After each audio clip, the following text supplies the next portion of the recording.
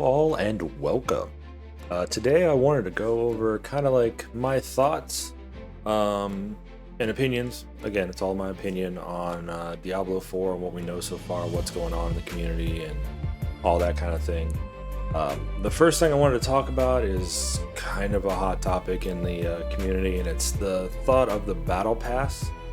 And I get it. Battle Pass, everyone thinks, oh, it's going to turn out to be play to win, and it's a valid concern. But it is kind of a necessary evil when you think about it, because without the Battle Pass, without them getting some kind of form of income to keep making the game better, there's a possibility the game could just become stagnant, no new updates, no new content, nothing like that. And if they want to keep pushing out seasons for a year or so, as they say, they're going to need something to bring in revenue for them. And over the years, the Battle Pass, well, like I said, it's a necessary evil. It's one of the better forms of it. I mean, if you think about it, a few years ago, we had games like WoW, Final Fantasy 11, and other ones, and basically the way they got their income is they charged us $15 a month, whether we liked the content or not. $15 a month if you wanted to play. Now, not only did you have to pay for the game, but if you didn't pay for the monthly service, you didn't get to play it. So I prefer the Battle Pass, which means I can choose whether I like these cosmetics or I don't like these cosmetics, and I'm not going to buy it. But I still get their free buffs and XP boosts that everybody can get across the board, so that's good. The alternatives are they're going to make us pay X amount a month for something. I mean, a good example of that that's kind of doing both would be Elder Scrolls Online, but that game hasn't done very well, in my opinion. I haven't seen too many people playing it and whatnot. There's still a good community for it, but it's kind of died off, and they have an option where you can pay, I want to say it's $15 a month, and you get access to all the DLC, and you get sort of like crowns per month and whatnot. Whereas here, Battle Pass, you get to choose and pay for what you want. A good example of how this works would be not an ARPG, but it's called Smite. They have a Battle Pass, they have skin store, everything like that, but nothing gives you an advantage in game. I've been playing it for years, and the only skins I have are the ones I wanted, the ones I paid for. If I want to take part in the Battle Pass, I can look through it and decide, oh, I like this, I like that, I don't like that one, but all in all, I like that, so it's worth paying the extra money for. The nice thing about the Battle Pass is we get to choose, right? So there's that, and that's just my opinion on the Battle Pass.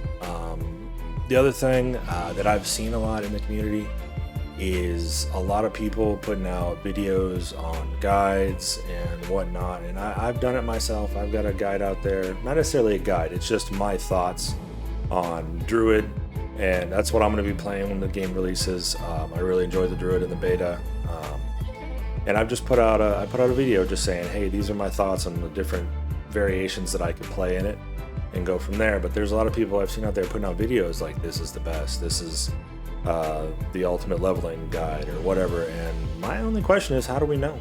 How do you know what it is? We've only managed to play one area and we got up to 25. And while I haven't watched all of the videos, I've watched a few that they don't say like, this is just my theory. They're like, this is it, this is how to do it. And how do they know? How do they know? So all I can say to that is, when you get into the game in June, play your way. Find the skills you like to use. Find the way you want to play and do that, because while they've even released a video, and I'll link it in the description below, they want you to play your way. They want you to be able, if you like a skill, I mean, it could be that your favorite YouTuber or streamer is using this one particular ability or abilities, but let's say you like most of them, but maybe not one or two of them. Use a different ability with them. Find it, because I'm sure there's going to be a legendary or a unique item out there that's going to work better for you. And if you're doing it the way you want to do it, you're going to do better. Rather than trying to force play a way somebody else is, find a way you want to play and do that way. It's going to be better for you. I promise. The other thing I wanted to discuss was respecking and the worry of everyone about the cost and everything. While I did notice that it was a little expensive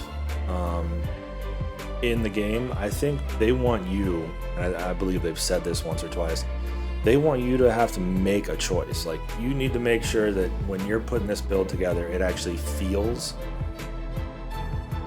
substantial. Like, you making this choice, like you're knowing, okay, if I want to undo this, it's going to cost me a little bit of gold. That being said, though, by the time you get up there where it could possibly cost you a couple million to do, you probably going to have an idea of what you want to play. Now, you might get an item that completely wants you to redo, like you get a legendary unique drop, you're like, oh, I really want to use this. I got to try it out with this ability. You don't have to do it all at once. I mean, you can respec abilities, you know, like let's say, we'll use Barbarian for instance. Let's say you're spec'd into Flay, but you really want to use, let's say, Frenzy. You want to use Frenzy, right? So you want to respec into Frenzy, but you don't want to respec your whole character. Just take a few points out of Flay, put them in Frenzy, then finish it, and then put the rest in the Frenzy. Done. Now you can use that ability, and you can adjust it slowly as you're going, so you don't have to respec the whole thing. It's not going to cost you millions to, like, unless you really want to completely redo your whole character, you don't have to. You can just respec a few abilities here and there. So in that aspect, I don't think it's going to cost a whole lot. Now, as far as the Paragon boards go and what that respecking is going to cost, or let's say you went into one and then you realized, oh, there was a better one out there, because while I will admit there's not a lot of resources out there for the Paragon board, and while I've heard it said that, you know, it'd be nice if Blizzard would release something that would allow us to see the Paragon boards, play with them, make their own planner. That would be great. I agree. It would be great to see that kind of thing. But they haven't, so we've got to deal with what we have. And as far as like knowing what the respec costs and everything of that could be, I don't know. Will it be cheaper just to completely scrap a board and respec it, or, you know, maybe take a couple points out and then go this direction rather than going to the right or going after that node? We don't know.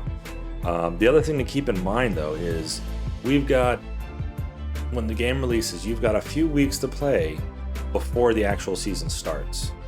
So get out there, use that first few weeks to, you know, play through the storyline, maybe get that out of the way so you can use the skip storyline when the game fully releases, or when the season fully releases, or, you know, just try and find a build you like, and then now you know what you're going to do for the season and you can prepare for that.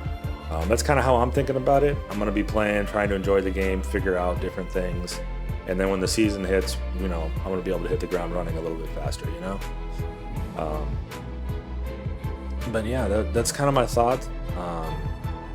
Overall, from what I've seen, the community is doing really well at giving feedback, at least constructive feedback. I always love it when I see someone saying, like, I don't like this feature, maybe they could do this instead. I hate it when somebody's like, oh, this is a garbage feature, I hate this. But then, okay, it's garbage. What could we do instead? You know, give the devs something that maybe they might not be able to fix right now before launch. But we could work towards that. Rather than just saying it's garbage, great, it's garbage, what can we do to fix it?